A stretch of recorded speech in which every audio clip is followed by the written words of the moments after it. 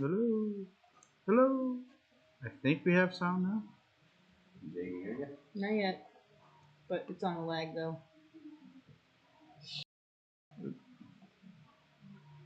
Sorry, guys.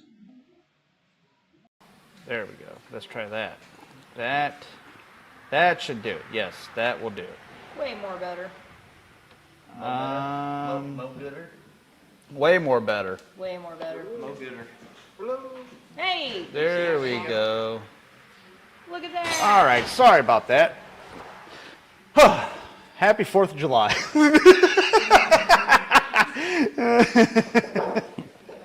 All right. Good evening, everybody, and actually happy 4th of July.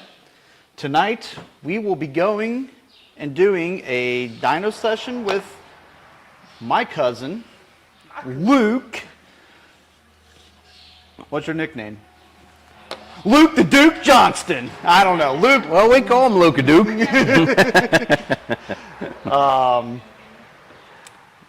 We got Luke's Firebird up on the rollers here, and my dad and Luke are going to go over Luke's car, the story of the car for a little bit. Just that way you guys can get the cool backstory on this car. I know we've said it before on the channel, but not everyone, we have new people here, so it's going to be a new story for some people here. So, and Well, plus, actually, not only that, I don't Luke, think too many people know about this car, so. Yeah, and not only that, Luke is not on the channel much, so we're going to get his lovely little face on here. And but just tell the story of how he got the car and the backstory and whatnot, and what has got him to this point with the car. So and then my dad will go over some things. You want to sit here? Actually, that's for you to go over some. No, I'm saying like just. As we go, yeah. when you bring up the different points, I'm going to tell everybody what we got going on here. But to start with, what, Luke? We're gonna, is this camera on over here? Get on, yep, in that front of that camera there. I'm going to hand the mic to Luke so that way people can hear him. Okay. All right, is that, can you see us, Jamie? No? It looks like it got bumped. Somebody bumped it, it looks like. Hold on a second, I have this switch. Want me to do poses? Well, that's your fault. Yeah, women never smile. When she's Jamie drunk, she does. Oh, she giggles a lot. Yeah.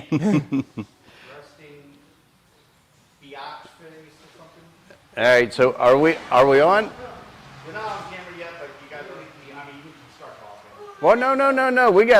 I want Luke to be front and center.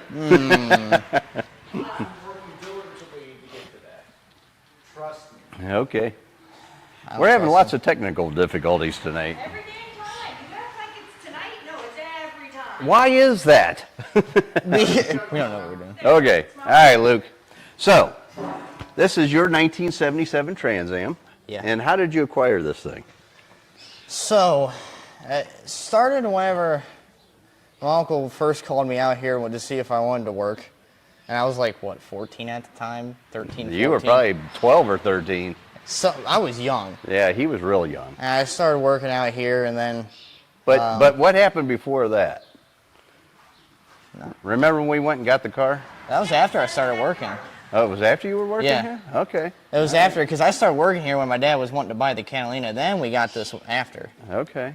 All right. But yeah, one day he said we're going on a road trip, and we went out to, Brandon, my cousin Brandon's house, his old house after he sold it, and we went out there to go rescue it after it's been sitting there for God knows how long. It's been there years. Because this used to be my son-in-law Andrew's car, Yeah. who I went with him to go buy it back whenever he was about, I don't know, he was probably a little bit older than you, Luke. He was maybe 16 or 17 at that time. And yeah, and then it sat, and then became Brandon's, and it became yours.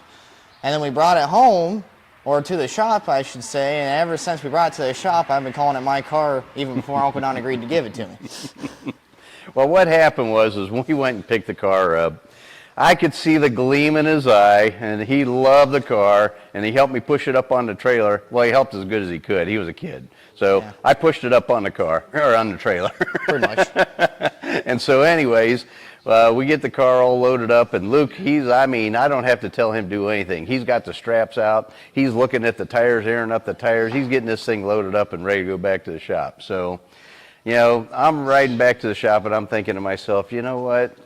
This kid deserves this car. So he ended up with it after my son-in-law had it. He purchased it, actually. Then he gave it to my son, and then I inherited it somehow because my son didn't want it, and so Luke ended up with it.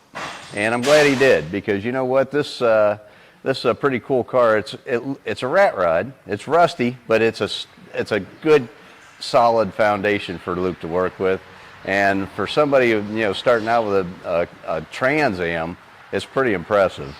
So what we're going to do tonight is we're going to get Luke behind the wheel here. We're going to make a couple of base passes. We're going to see where this is at. We already made some passes with this car, but it was nosing over real bad on the dyno and on the street. And Really bad. so tell them what we did for that. What, to fix it? Yeah. So after it started nosing over on the dyno, and I felt it nosing over on the street really hard, I decided I was just going to go straight to electric pump and just cut the BS. So I had an old Holly Red series pump from my dad's car because we put a black on his, and so I had that left over, so I went and spent a good chunk of money to buy a bunch of PTFE line and fittings, and yeah, I put a electric pump on it and wired it in and put dash 8 line all through it. So, you know, typically whenever you're nosing over like that, and the engine's got plenty of power, it's got a big enough cam, enough cylinder head, Enough carburetor. and enough carburetor. We knew it had to have some kind of a fuel delivery problem. So, you know, Luke decided to go ahead and put an electric pump on it, which is a good move. But even after he put the pump on it, he comes back after he took it for a drive and he says, this thing is still nosing over. I don't understand. And so I said, okay, let's think it through a little bit. And Luke did. He went back and he started looking at the car, and he took fuel line off at the carburetor, put it in a bucket, and seen it was barely trickling any fuel, so we had a restriction. He just didn't know where. Well, here what had happened, because the car's been sitting so long, the tank was actually full of crap. So he put, like you're supposed to, a fuel filter before the pump and a fuel filter after the pump, the electric fuel pump, and which one was plugged up? So the one after it, the 40 micron one, it's right before the regulator. After the pump, right before the regulator. That one was full of just red guck. Yeah. So that tank emptied itself, basically. It cleansed itself. So Luke cleaned the fuel filters. He took it out for a ride, and he come back with a big giant smile on his face. So I knew that he fixed the problem. It's a brand new car now. So before I asked him, I said, if you're rolling 20 mile an hour, can you light the tires? He goes, no, it won't even turn the tires over. And I said, there's something radically wrong. And now, mind you, this got a 241 rear end gear, so Luke's blaming the gear. But I knew that even with that gear in it, the car should light the tires at 20 mile an hour. So after he got the fuel filter straightened out on this thing, I think he was kind of surprised how it ran. Yeah. After I mashed it and the car started growing all over the place, I'm like, oh yeah, okay. So, all right, well. Before we start, what motor is it? So right now it has a 72 or 73 400. I don't know the code or like the date on what month it was made. I just know it's a 72 or 3 400.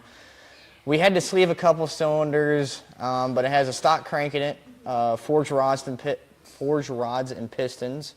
It has it's 40 over, I believe Seal Power ring pack, something like that. Speed Pro. Speed Pro forged piston in it. Yeah. With a Speed Pro piston ring. They're chrome moly, but they're Speed Pros. They are, and then it has a. Or I should say moly, not chrome moly. Moly faced. It has the DCI port work done to it and valve job. Well, then wait a minute. Luke actually ported his heads himself. I did. So, I mean, I showed him how to do it, and I did 2 ports for him, and then after that, I turned him loose. I wanted to make sure he's learning this stuff because I need him to know that for here at the shop. So, what better place to learn on your own car? Exactly. So, I got a Performer RPM intake off my amazing cousin. Uncle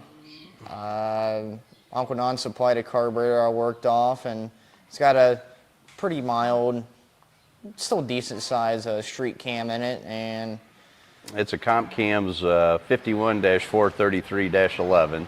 It's a hydraulic roller with 236, 242 at 50, so it's a nice cam. it sounds real good. Yep, it's got a nice idle to it, and it makes good power. It has, I don't know what size headers those are. 1 5/8". Inch and 5/8 Yeah. headers. Yep. They are hooker headers.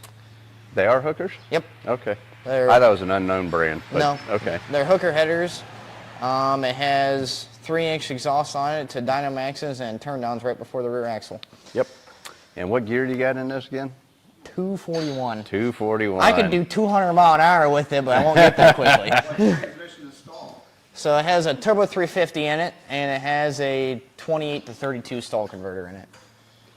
Right. And it's a Summit Racing torque converter. The nitrous ones. The nitrous converter, which has the anti-balloon plate. He had another converter in here before, and I think it was a B&M or a TCI. Anyhow, B&M. Pontiac engines make so damn much torque, you can't run just a regular torque converter behind these engines, not if they're running right, because it's going to balloon the converter, and that's exactly what he did. Oh, yeah. After about 2 trips down the highway, he comes back and he says, the car won't move. Something's wrong. It acts like it had a 6500 stall converter in it. Yeah. So what happens when the converter balloons, it separates, and then it does. Those fins don't mesh right with the turbine inside, and of course it stalls too high, and it ends up not being able to move the vehicle. It makes a lot of noise. Well, it makes a lot of noise because when it separates like that, there's Torrington bearings in there, and those Torrington bearings fall out, and then of course that stator in there starts bouncing back and forth. I got super lucky not getting anything in that transmission. Yeah, you didn't hurt your tranny. You were lucky because he got a nice tranny from one of our customers too. Real nice. And it's got a full manual valve body in it too. So much fun. yeah. So this is a really cool hot rod. We call it a rat rod. We call it Luke's rat rod. And as you can see, the paint's falling off of it, but under the hood's pretty. Yeah, mechanically clean. Yes. All right. Well, we're gonna, before what we did before, the dyno passes we made before, it made a max torque of 465 foot-pounds of torque, which is pretty impressive for a 400, because this isn't a 455. This is a 408 cubic inch engine. It's got a stock factory stroke crank in it, cast crank. But the horsepower really, really sucked. It only made 245 horsepower. Yeah, 245 or 246 horsepower. But it was nosing over hard. You can see it on the dyno chart at like 4,000 RPM. Yeah. And this motor should pull easily to 5,200. So we'll see what's going to do tonight. I don't know. We're going to find out here in a minute, though. We're going to do 2 runs. Yep. Base. Yep, we're going to do 2 base runs the way it is right now. Yep. And let's see if it picked up any horsepower. Let's hope that the dyno's reading properly tonight, because we've been fighting that. We still don't have the weather station hooked up on this thing, so I don't know where it's bouncing at today. Did anybody look and see where it is? I haven't looked yet, but the correction factor is not going to be right. So, and it's raining here. It's humid today. It's hot. It's like 92 degrees. So the master will be taking horsepower out. Yeah, we're gonna figure it out. I'll be able to kind of calculate in my mind what it's making. So, but we're gonna see what the number is on the dyno. So whenever you guys are ready, we can do that. All right. And I'm. Mike Luke, so we don't blow people's eardrums out with the inside.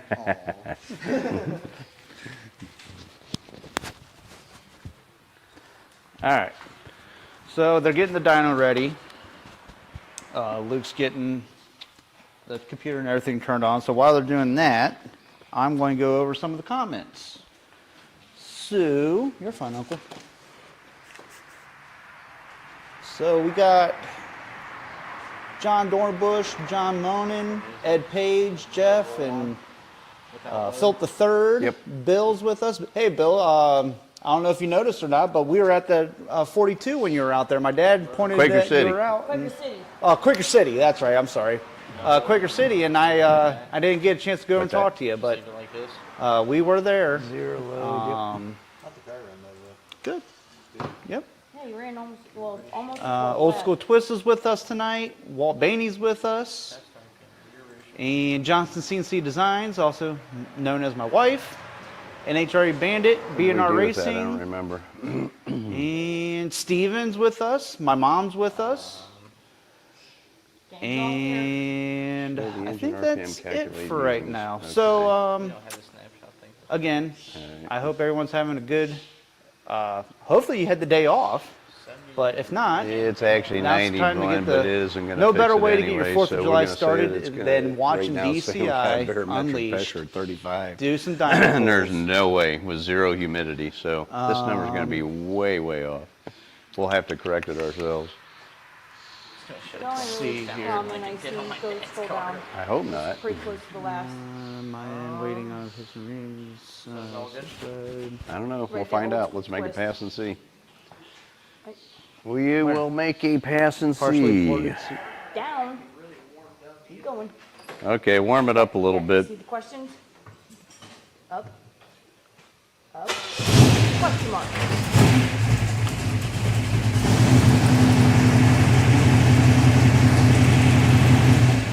All right. Well, Luke's got his car hooked up, so now.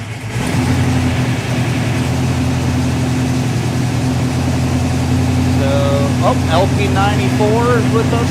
Hello. And Dave, hey guys. Hey guys, he said. Hey Dave. I'm still kind of OST, right? You're talking about that one? So we're My wife is in charge of 78, the questions. I'm sorry. 84% humidity, yeah. Oh, so the cam is a Comp Cam's hydraulic roller, 236, 242 at 50 with 110 load separation. Part number is 51-433-11.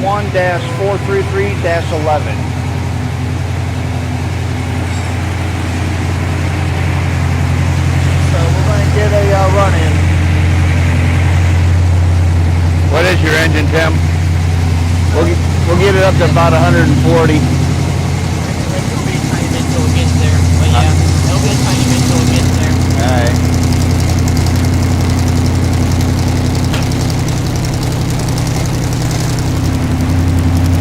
Not sure if you guys can hear me or not, but our engines, the way we do the cylinder wall finish, it takes a while for them to get any heat in them.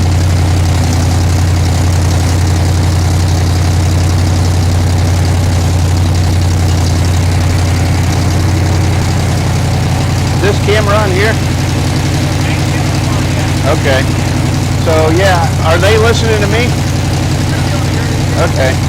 So yeah, so what we're doing right now, we're just warming this thing up a little bit.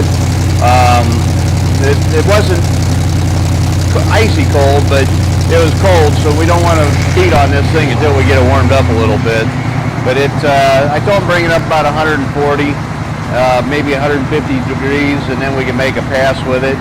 And then when we do the second pass, it's probably going to be at full operating temperature. That'll give us a good idea of a base run.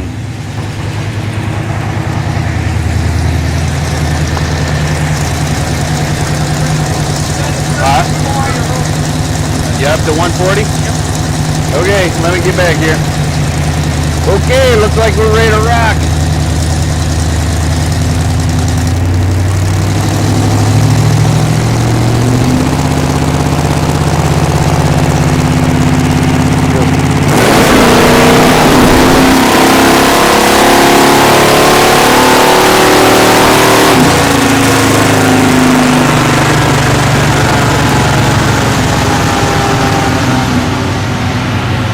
How was that for you guys?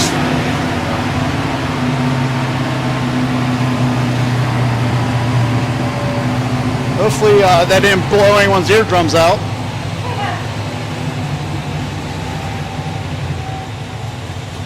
So that was the first pool.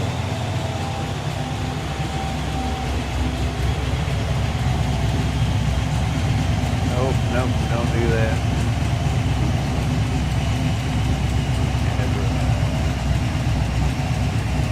Oh, we're doing back-to-back pulls. All right. I Yep. like it. All right, Luke, we're going to make another pull. Get it up to about 3,000 and let me know when you're there. So we're going to do another pull, and I guess we'll compare numbers after.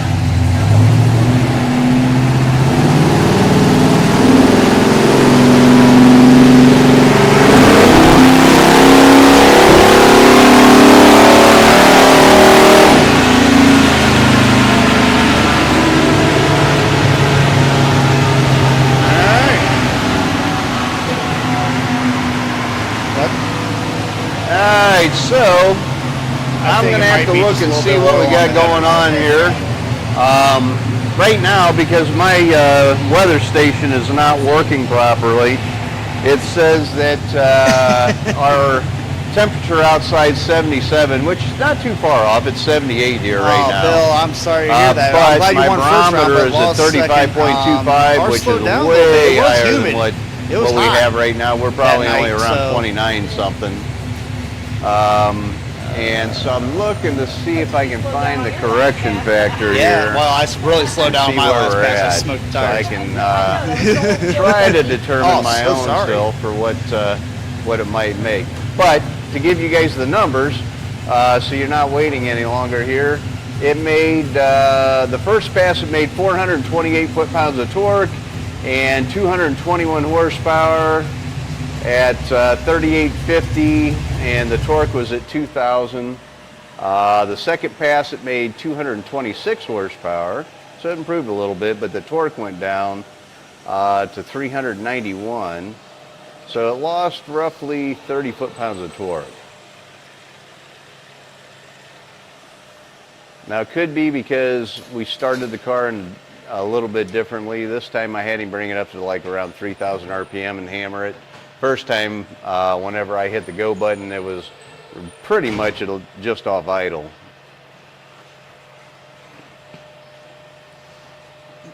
I wish I trusted my dyno more.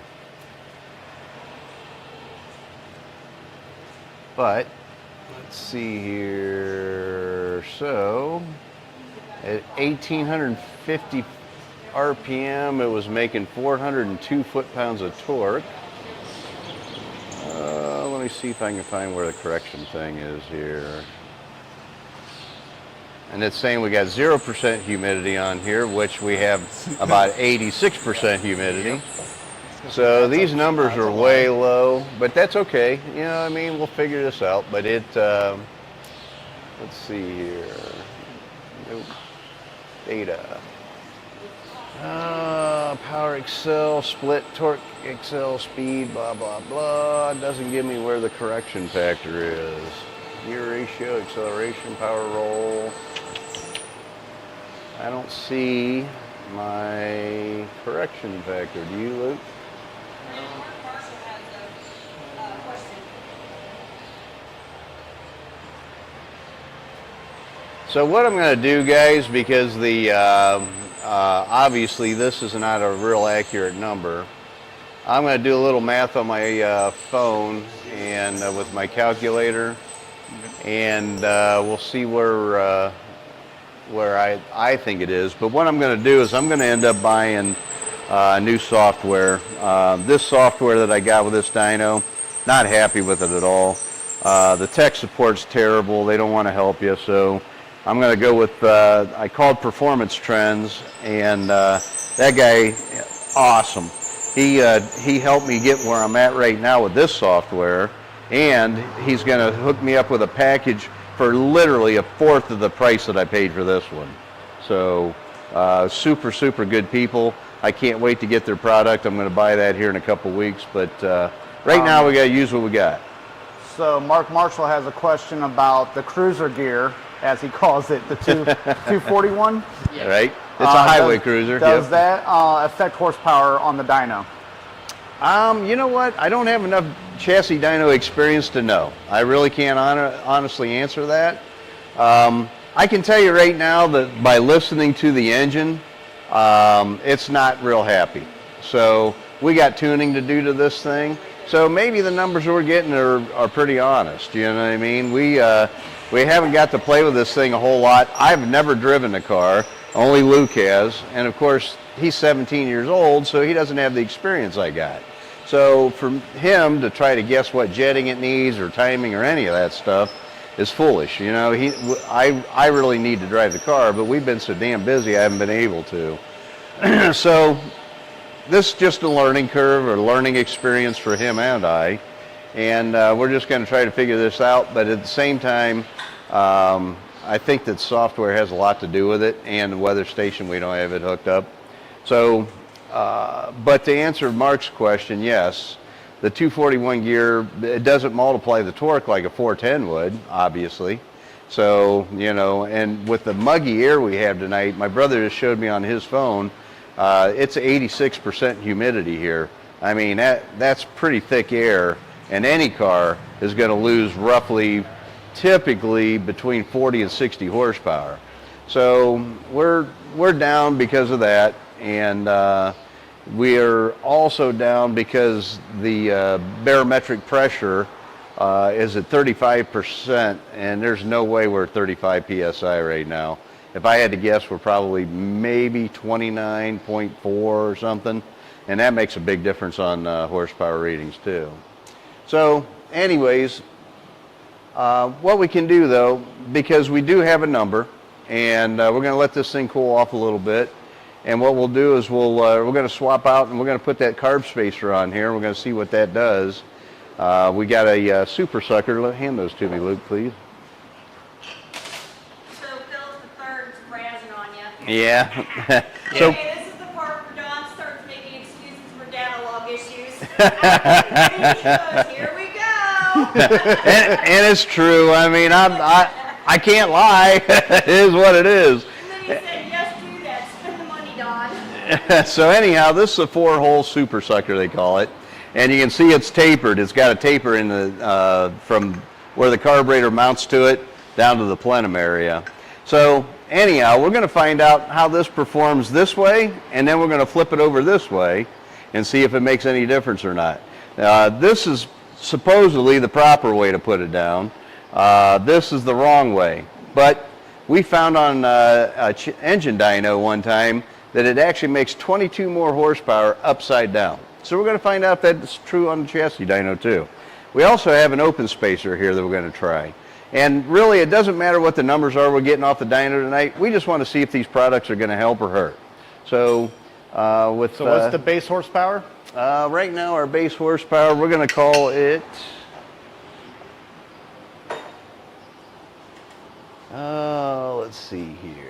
We're going to say that the base horsepower is 200 and, we're going to split the difference. We're going to add the two together and split it. It's going to be 223. And our base torque is roughly, we'll say, 415. Okay. 223 and 415. Yep. 223 and 415. And we're going to see if this space, we're going to try this spacer first. And we're going to try it the proper way on. 223 and 415.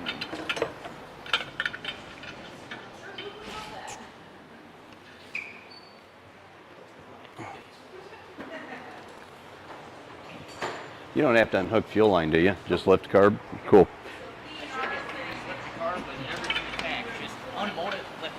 Good.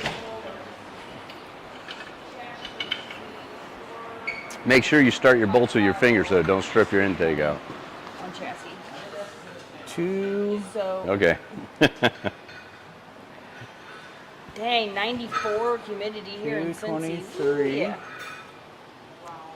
Yep. Yeah, it's humid here today, and it's hot. 415. All right.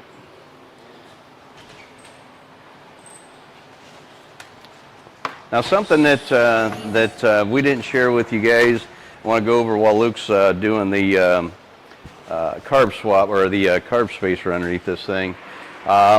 He put a solid roller lifter on this hydraulic cam.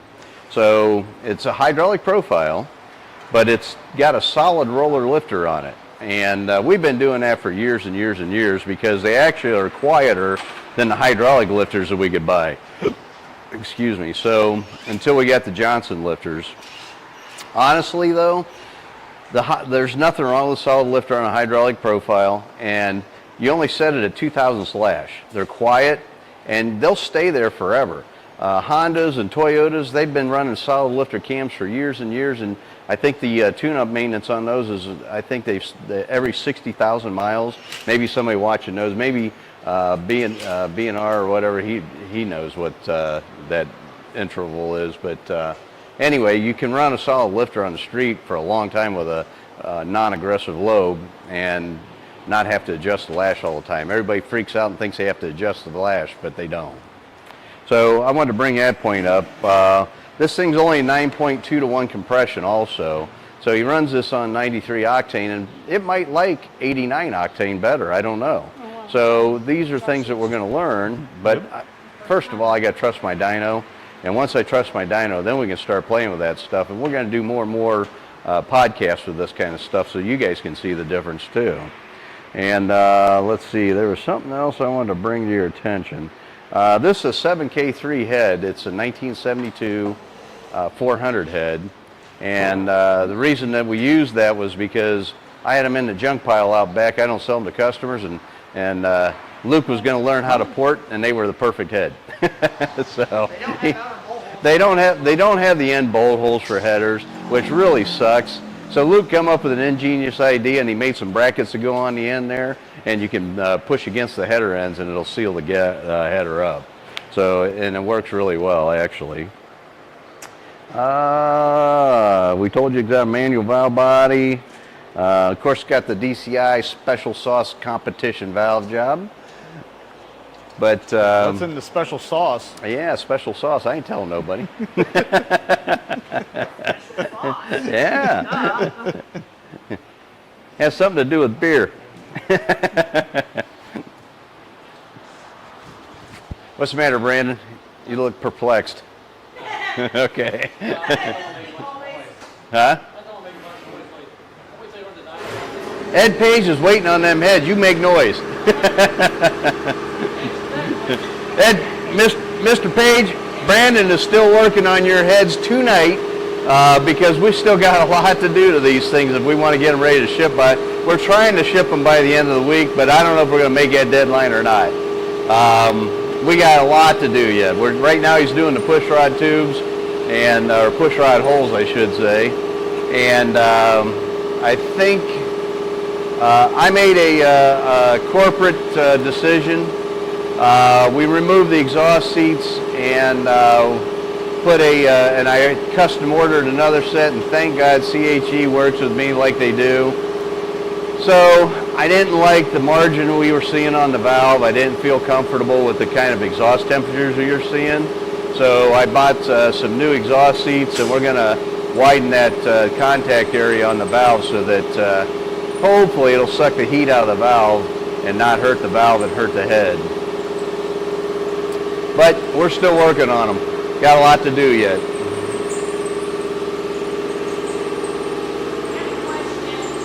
Got a question?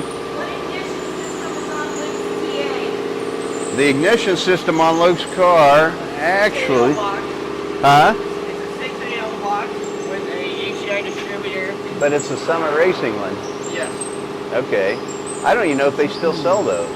So anyhow, he's got a Summit Racing, it's an equivalent to an MSD 6AL, so it's got a rev limiter in it. No, it don't. This one don't. Oh, it doesn't have a rev limiter? The one that I originally put in that got ruined. Oh, okay. This one does not. Okay, so no rev limiter, I'm bad. But it's got an HEI distributor in it, so it's got the big distributor cap, which helps prevent spark scatter. And it's been recurved for the engine. It does have mechanical advance, but no vacuum advance. And it has the coil adapt.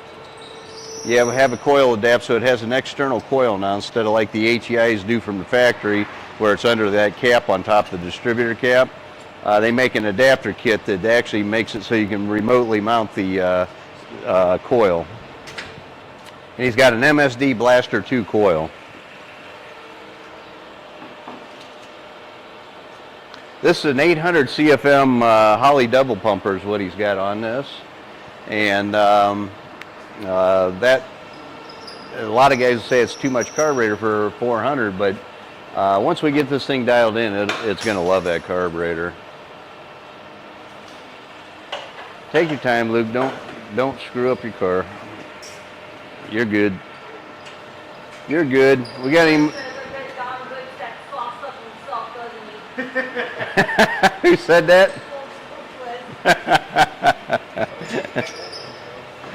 He does spend a lot of late nights at the shop. Yeah, but it's drinking beer.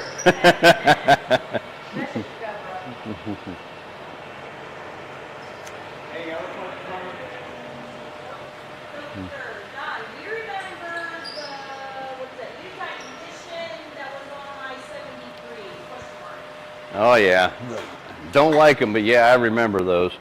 They the wires were all like in a halo, which is actually a good idea. But the problem with that is if you had one plug wire get burnt, you had to replace the whole set, and it wasn't a very good unitized ignition system either. They had a lot of trouble with it, and that's why they only used it, I think, for 1 or 2 years. It was 73, and they might have used it in early 74. Yeah, we have to put the air filter back on. Yeah. Oh, yeah, we need to go up just a little bit, it looks like. There you go. Yeah, I'm short, but I ain't that damn short.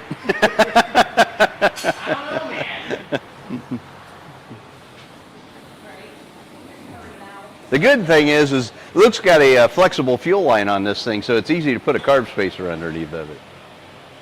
And I'm still running the factory fuel throttle link, which is great. Yeah.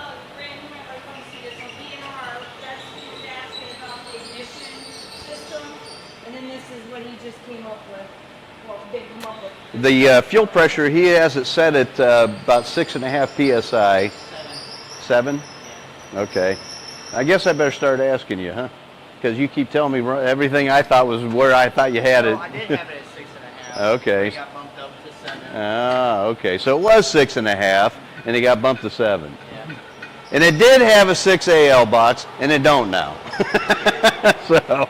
Where do you get your HEI ignition systems at?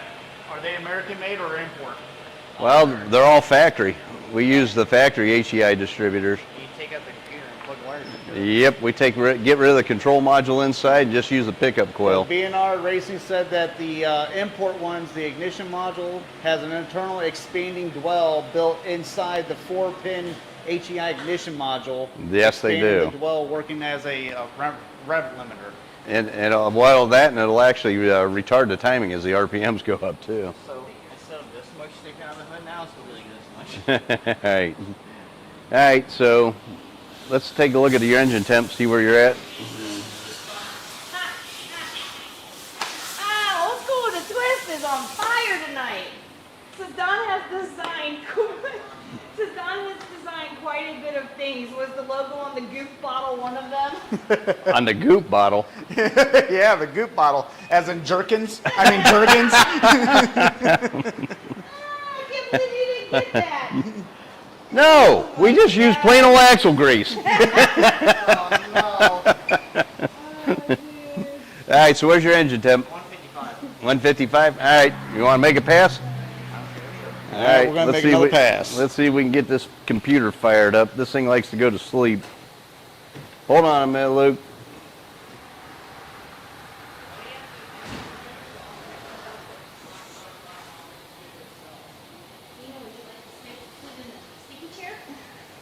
All right, go ahead and fire it up. I think we're good.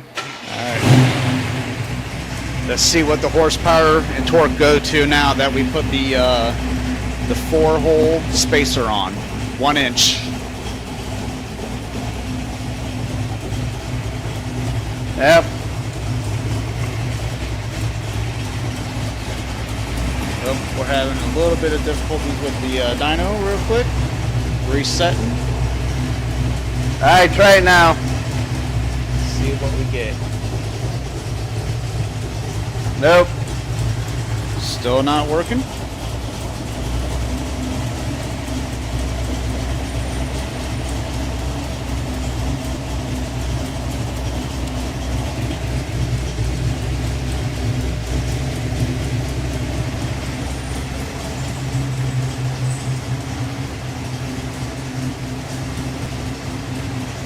All right, now see if it works. Nope. Go ahead and shut it off till we figure this out. So Mark Marshall just looked up the barometer in our area, and he said our barometric pressure is at 29. Yeah, Mark Marshall that's quite a bit of difference. So what did Yep. we do to get this thing to reboot? I don't remember now. We don't play with this enough. We really need to start playing with this more. Hey, Ed's I don't machine. think you want to do that. Yeah, because it resets the thing and we just click in and go in the file and make it run. Well, you think so. I don't think that's Okay. what we do, but we can try it, I guess. I think that's going to shut it all down. We got to reload everything. Well, yeah, but they ain't gonna take long to load it all. I go into a file and once I go into the file. Hopefully Philip III got his other beer. It's just Oh, yep, here we go again. Right. So, yep, he's ready. Good. That's another thing with this software too. For whatever reason, it locks up all the time. I can't express enough. I'm not real happy with this software.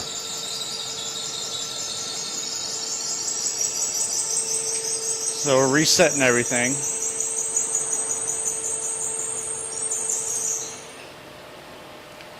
Might be time for a beer break. Well, Philip III already beat you to it. You better catch up. Yo, did you get it? All right, let's see. All right, well, you know what? My nephew's too quick for me.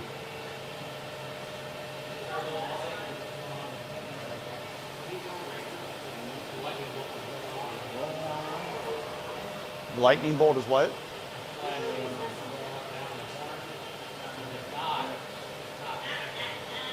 Where's the lightning bolt It's at? right here. It's flashing. Oh, it's flashing. Finish.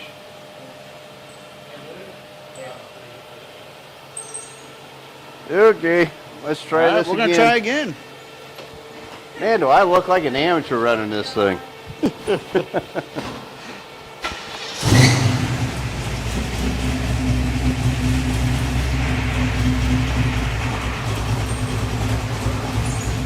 Okay, now we're reading. All right. Get up to 3,000.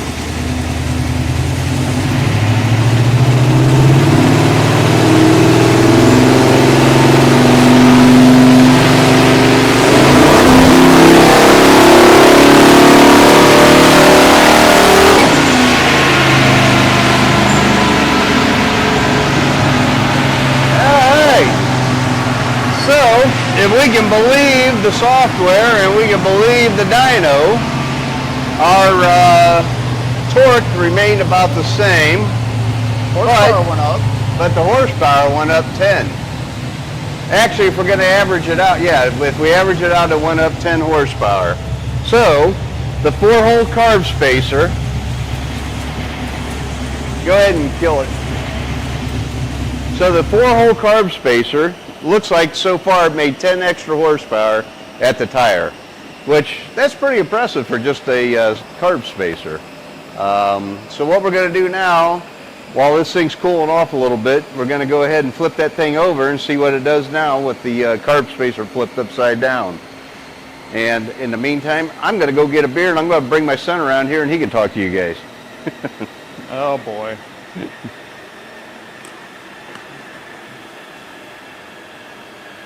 So, whoop. Let me see if we have any questions real quick before I start just rambling on. Not really. DNR is saying that it should be ripping to the 6,000 RPM easily.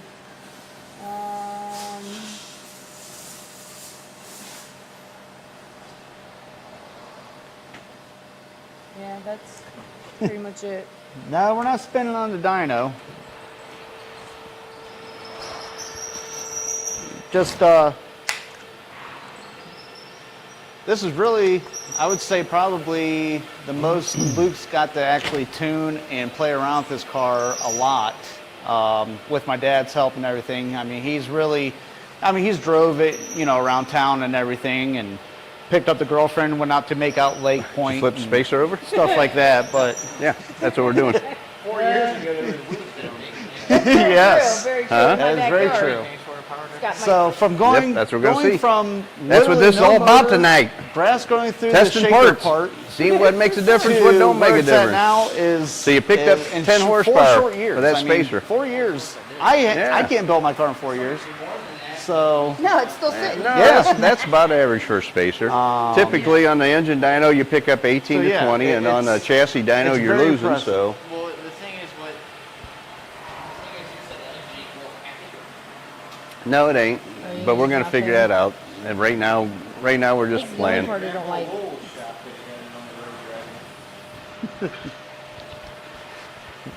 what do you think about a carb spacer under a PF4 throttle body? Mark Marshall's asking. You know, that's a good question. I don't know. You know what? You see these guys, and I don't know why you keep turning that thing down. Well, that way they can watch Luke work. Oh.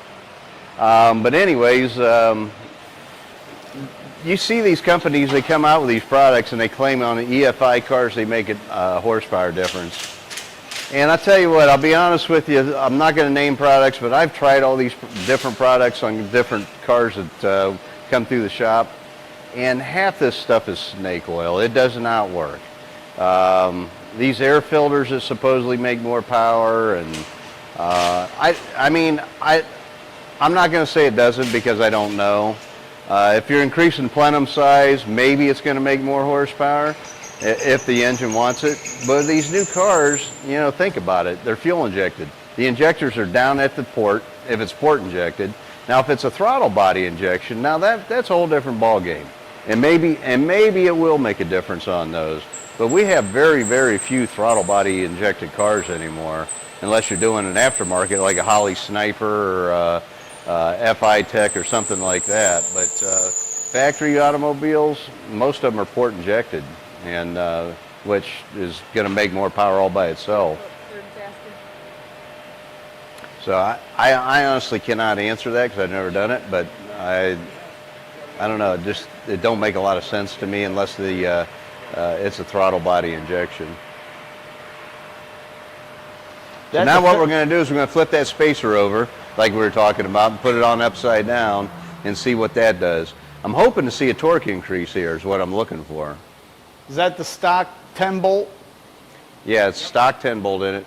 No differential aftermarket? Yeah, just factory posi, worn out. This is an AC car, so that's why it's got a 241 rear gear in it. it don't have AC now, but it's No, it doesn't have it now, but it did have. nice.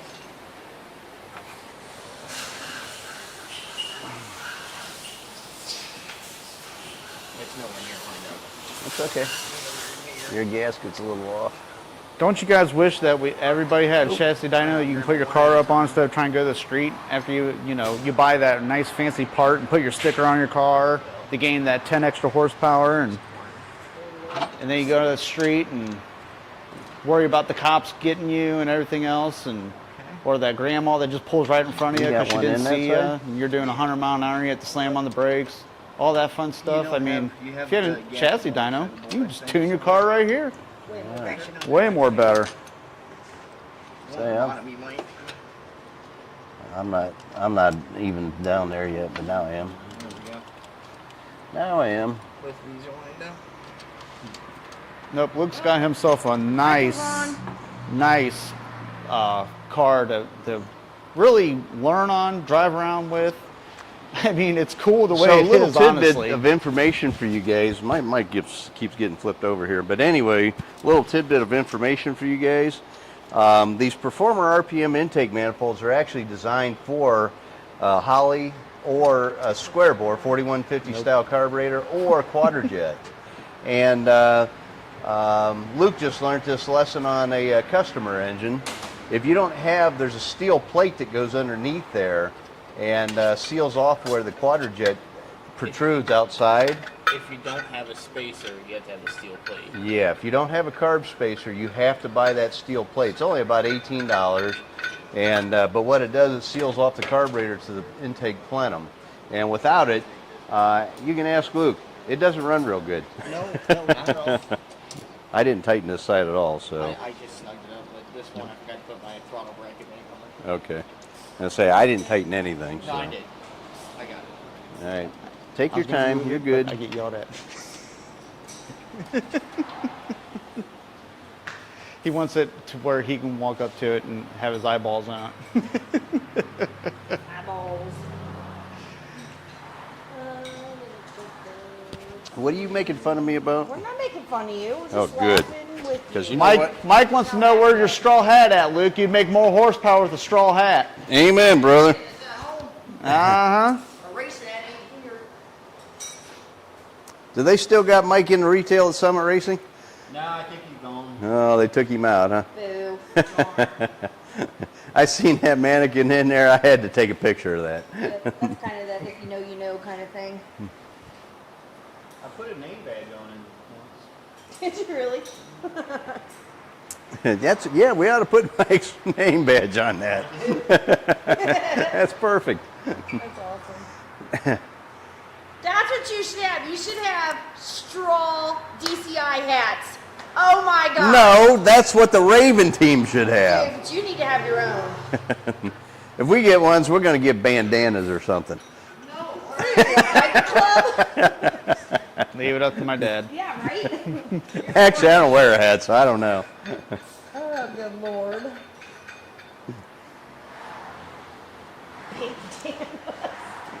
So you know what? I'm sorry, guys. It's a little bit slow tonight. Things. Whenever you're dynoing, it takes a little bit of time. I hope that you guys are getting some good info out of this. Like I said, we just picked up 10 horsepower with the spacer, so that's good. We're And still if we can working on- find out if flipping it upside down does no, I'm anything, calling my that's dad good out on info this to one. know too. So, Brandon's gonna call all him right, Big Don you now. about ready? Eddie wants Yep. to know how the DCI muscle shirts are coming along. Well, that you got to ask my boy. No. Brandon's calling you out. All right. No, they just showed me the plans tonight. Oh, BS. All right. Give me your credit card. I'll get it done.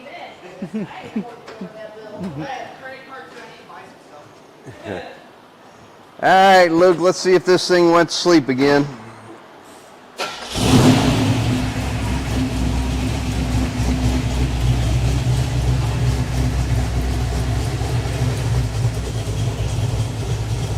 Oh, looks like we're good. Get her up to 3,000.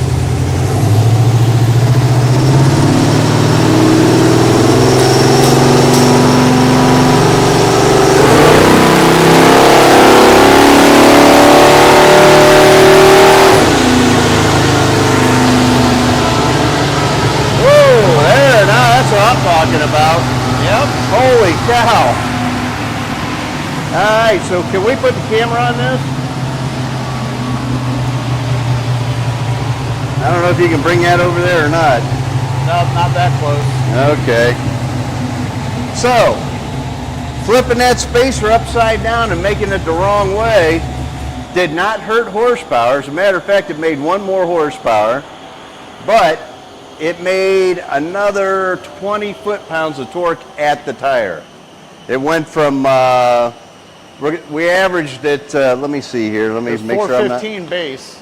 415 base, and it went to,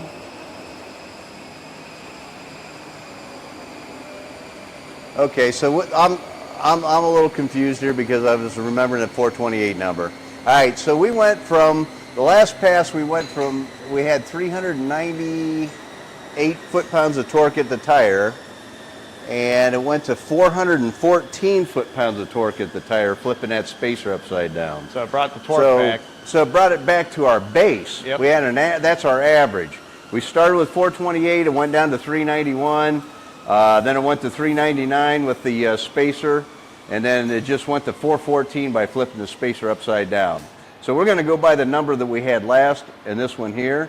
So 399 to the 414 is 15 foot-pounds of torque increase by flipping that spacer upside down. That's pretty impressive. And we didn't lose any horsepower. As a matter of fact, we gained 1 horsepower. So that's pretty interesting to see and find out. So now what we're going to do is we're going to take and we got the open spacer we're going to try on this thing now and see what that does. And I don't know if we have bolts or not, but if we have time and you guys want to see it, what we'll do is we'll, after doing the open spacer. Well, it's 7:57 right now. Okay, well, we'll let these guys tell us what they want to do. If they want to quit, we'll quit. If Well, they, let's take the air cleaner off and see if that affects it. yeah, we can make it pass without an air cleaner. We can do that.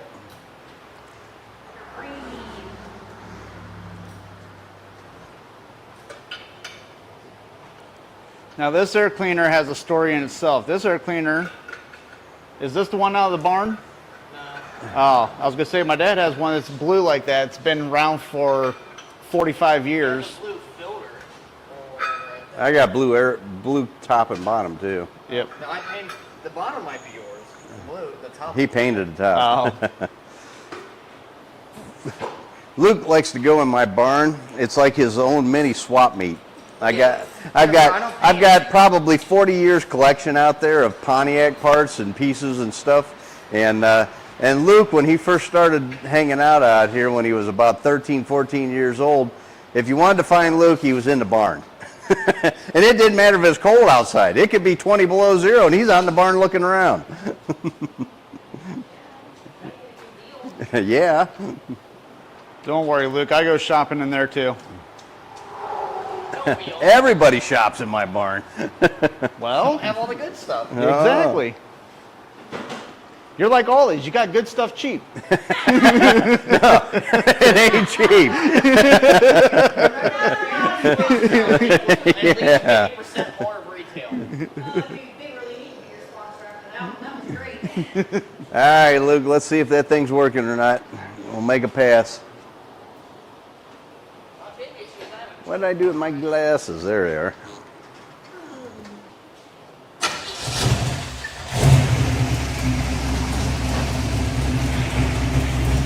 Now the car is getting hotter, guys, so that's going to affect the numbers a little bit.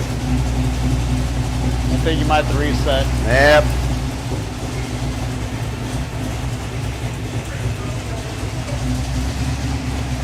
Said the controller was disconnected. The controller's disconnected. That's what it said. So they must have a short in the controller line. It's working. Yeah, see, that's what it said.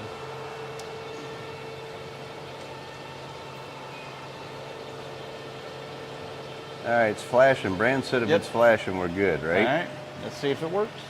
All right. Let's see here.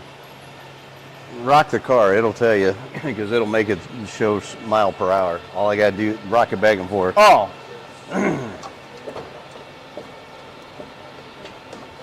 Nope. Start it up and run it a little bit, Luke. Let's see.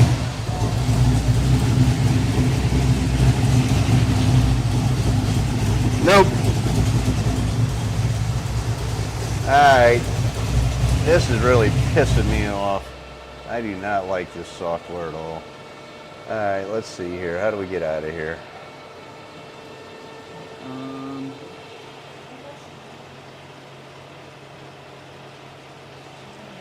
All right, come here, Luke. Show me what you did.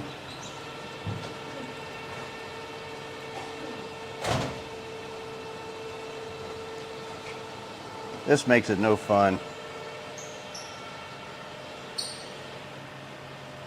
I'm sorry, guys. I hate to keep apologizing, but you know what? It is what it is. It really frustrates me. What's that? Yeah, well, it's better than what I'm wanting to say. Yeah, this is bullshit is what it is. It makes me freaking mad. Word. My younger days, this computer would already be out in the middle of Route 44. Yeah, it says it's 32 degrees Fahrenheit out. I can guarantee that. Like there's no way for me to. Oh wait. Oh. What temperature is it? 89. 29.23, yep. And humidity, I don't know what it is. 80%. 84. So I just learned if we click off on that box, we are going to It's going to make it read lower. because I did that with Brandon's car. I don't know if it'll make any difference or not. We'll find out here in a minute.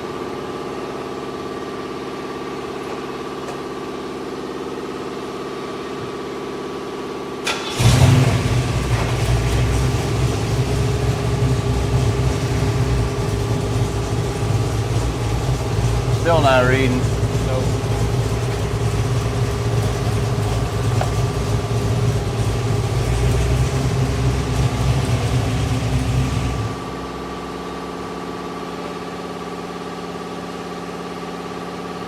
I don't know how to restart this thing. Just right click on that, and then close all windows. Okay. Yeah, it should close down.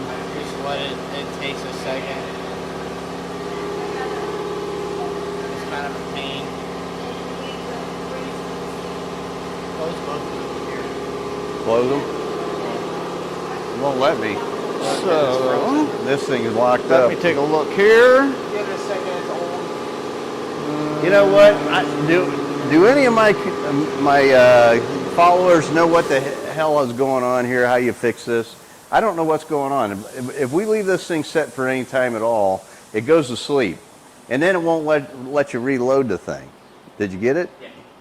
So what'd you do to get it? So once it was frozen like that, I clicked like up here and it says like, do you want to wait for Windows to something or just close all the windows in the middle of the screen? I hit close all, so it pretty much shuts it down and restarts it. And then I click on Quantum again and load it back up. And so did it reload? Yeah. Okay, is that thing flashing in the right corner? Because if it isn't, it's not working. All right, let's try it. I don't have confidence in it, but let's try it.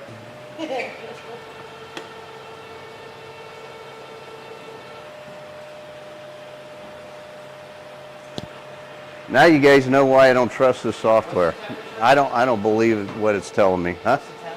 89 degrees. Yep. What's the pressure? 29? I don't think that's going to 29. help us, but it's 29 point what? 1? It's 29.03. 0.03. Yeah. Yeah, so our barometer, this thing's telling us our barometers are like 35.96 or something, because the weather station is not working either, but, and it's only 29.1, Just so that rock affects that the wheel with horsepower your huge. foot. Yeah. Nope. Go ahead and try it. Let's see if it's working or not. If not, then it looks like we're done for tonight, because I'm going to take a hammer to this.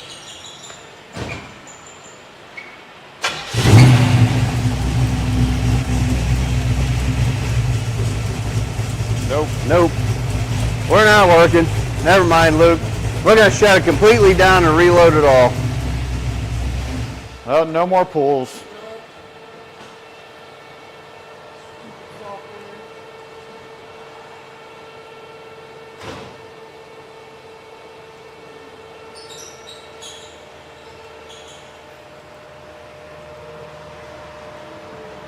So,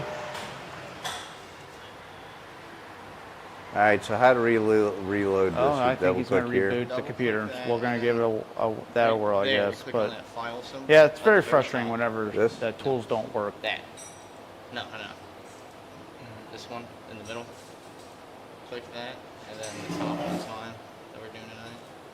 But Okay. still, I mean, how many And then add a run. kids get the experience to do this? All right, You know, let's not see if very that many. works. So it's still a cool thing to do. DNR said to call Richard Coleman.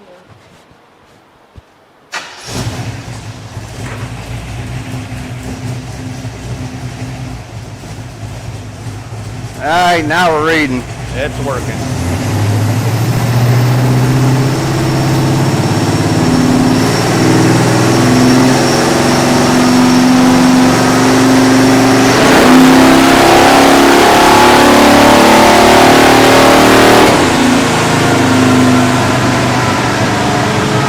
All right, so it pretty much repeated with the air cleaner off.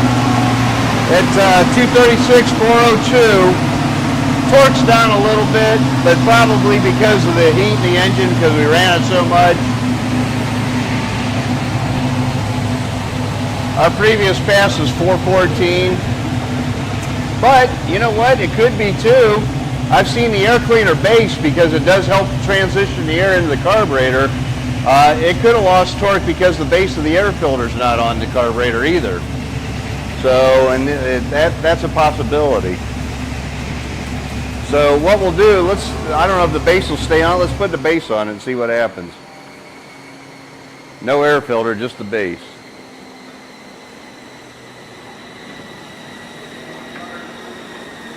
Horsepower stayed the same.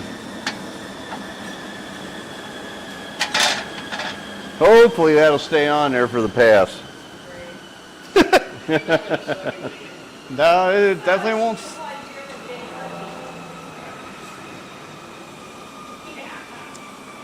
All right, Luke, let's fire it up.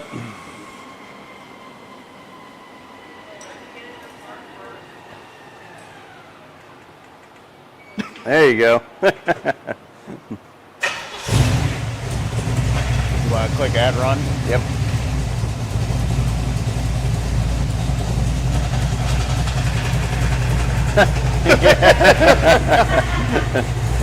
Good.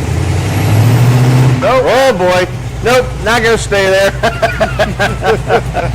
Your fan's blowing it off. So, but what we can do, let's go ahead and put the air filter back on real quick. All right. See if the torque comes back.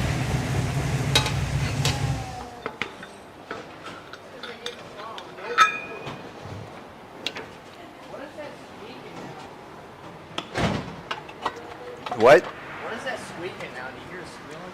Is that a brake or is that... I only started doing it when we put the thing on it. You're sucking air around that spacer. Great. You should be putting that plate back on it too, but that's okay. We're not, it's fine for what we're doing. I still want to tune the car and make it happy. Well, yeah.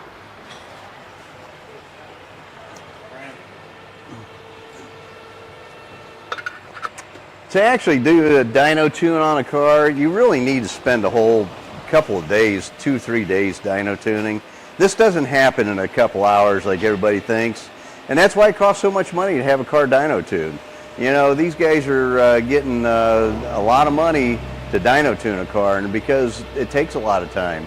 And there's so many things you got to prepare for before you do the dyno. You have to have the parts available so that whenever you're doing the dyno session, you're not waiting on parts. There's a lot that goes into this, guys. And realistically, the way that we're doing this tonight is very amateur, and it really, all we're doing is having fun, letting you guys learn from my mistakes, and hopefully you don't do stupid shit like me. So, anyway, are we ready to run? Okay. Make one more run. Yep. Let's do it with the air cleaner back on, see what happens.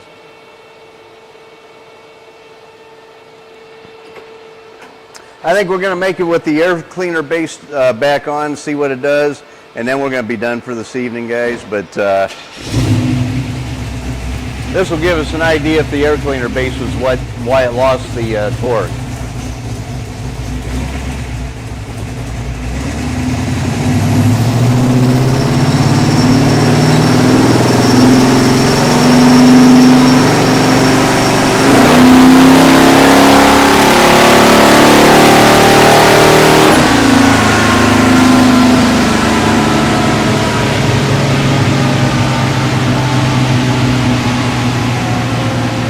Okay, I lied to you. Software screwed up again. I'm sorry, guys. I'm not real happy tonight because of what's going on with this software program. I am going to spend the money. I will get this fixed. I apologize again. My brother says I shouldn't apologize, sign of weakness, but I don't agree with that. This is bullshit. It's not my fault. I'm sorry that it's happening. I feel like I'm letting you guys down and I don't like it. And I will fix it, and it will be right the next time we do this. So I will make this right, and we will get another dyno session with this car, and we'll be a little bit better prepared as well. So I hope you guys did enjoy it and got a little something out of it tonight, even though things didn't go exactly as planned. And next time, hopefully, we'll have a weather station on this thing, and I don't have to try to make excuses for the horsepower. It'll calculate it for us with the new software. But so I think we're gonna call it quits tonight, and I'm gonna go relieve some frustration. So, what's that? What's the space in retail for? I'm not sure what that Super Sucker. Some of them things are like $250. 10 rear horsepower, it's worth it. Yeah, I mean, you know, my brother made a good point. For 10 horsepower at the rear tire, that's like probably somewhere around between 15 and 18 at the crank. For $100 spent or $150 spent, it's well worth it. So we did learn a little bit tonight.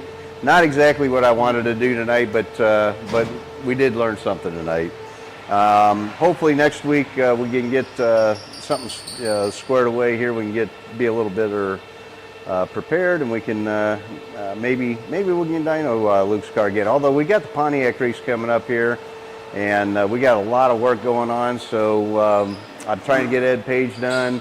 Joe Bass, he told me not to worry about him, so I'm not going to worry about his deal now. But we're gonna we got other projects I got to do. I still got to pay the bills. So, anyways, I think that you guys get my point, and I can probably tell that can tell that I'm pissed off and I'm not talking real well.